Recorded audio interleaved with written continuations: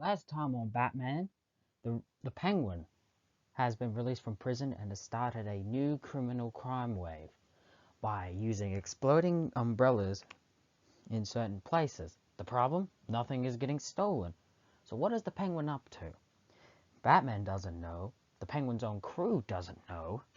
Only the Penguin says that he plans to leave a bizarre bunch of umbrellas on Gotham City, which will be sentenced to everyone except Batman, who will piece together the clues to his crimes, only he's not planning anything. In fact, he plans that Batman will come up with his scheme and provide him with the blueprint to how he should pull it off.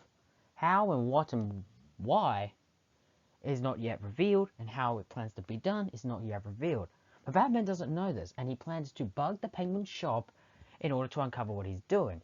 Only a trap was set and captured him, though at the time he wasn't in the shop as Batman, but was disguised as his Bruce Wayne civilian identity. He is then captured, strapped down into a conveyor belt, and is set rolling towards a fiery furnace to be burnt alive.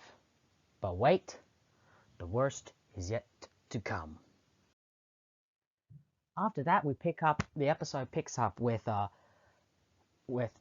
name of the episode, The Penguin's a Jinx. Now, something I've always said that the episodes usually, no, at least the two-parters usually rhyme, which I find to be a unique, just something funny and just a little nice, just how fun the writers had. Now, as Bruce Wayne is getting closer to the furnace, Penguin and his goons are still wondering who the heck he is, but Penguin's saying that he's seen this guy somewhere before. Now, as it gets closer, he then gets out a lighter that is apparently filled with fused-stained gas compressed in size, a lifetime supply of it, and if he could toss it into the furnace, it would explode. Batman manages to make the shot, it goes through the furnace and causes an explosion, resulting in him getting unstrappled and then making his escape. The goons, of course, don't go after him, as Penguin points out that he's just another crook. There's no point, as he would not go to the cops. Penguin then waits to begin his caper.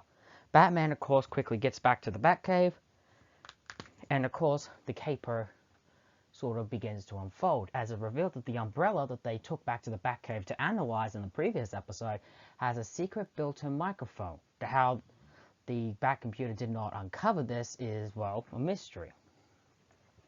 What then happens is they try to deduce what the clue is to his crime, while Penguin is listening in.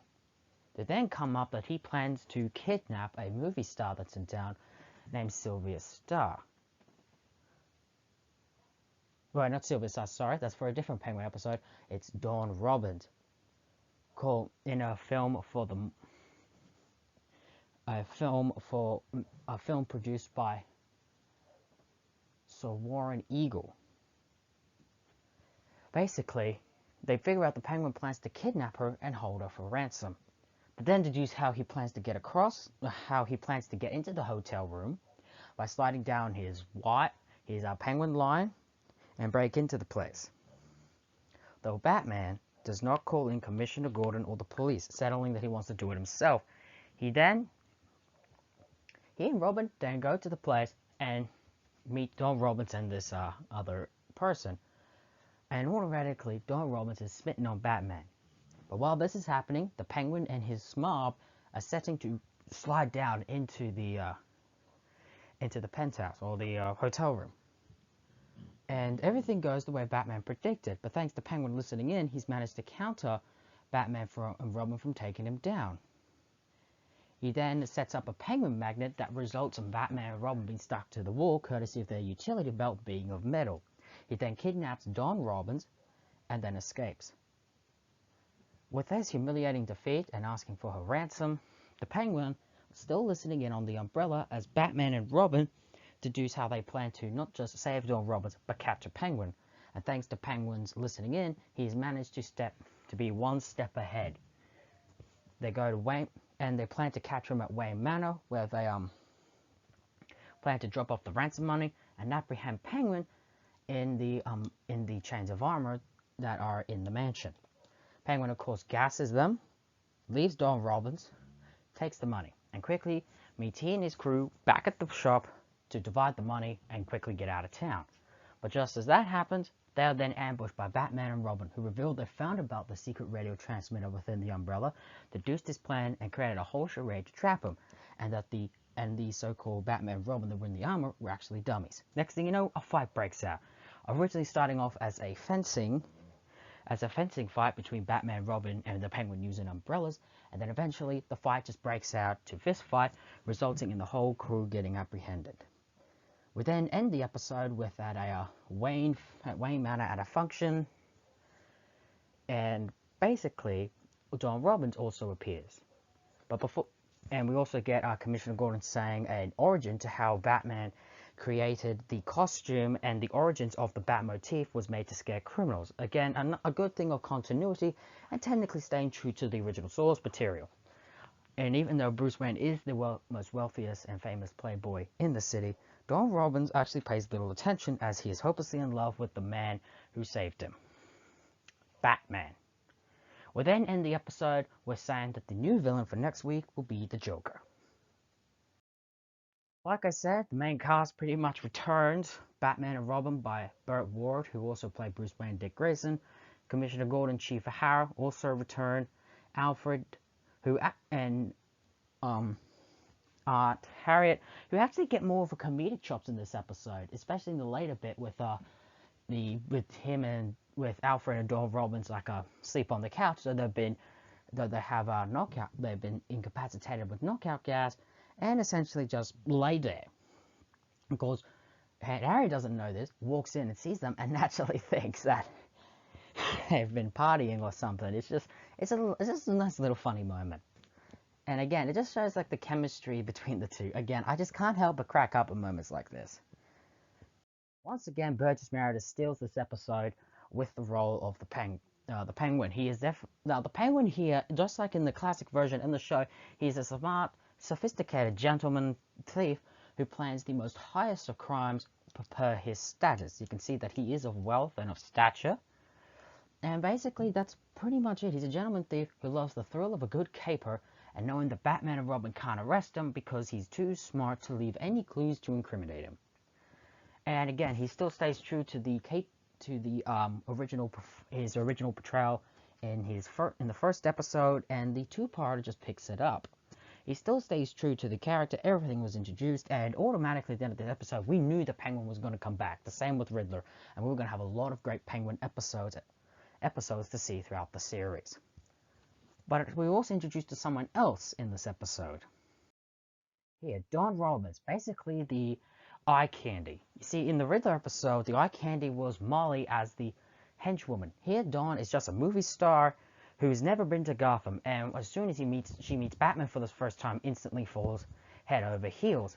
Sometimes we get episodes like this where if we don't have a super villain, henchwoman to be eye candy, we bring in another female character to fill in the role. I overall like just she's written to be somewhat of a charlatan. She just kind of gets bored. A little bit bored. She wants to have a bit more freedom. But when she sees Batman, she's instantly taken in, by his sudden arrival. And of course, this won't be the last time we see the actress in the series, but we'll get to that as soon as she appears.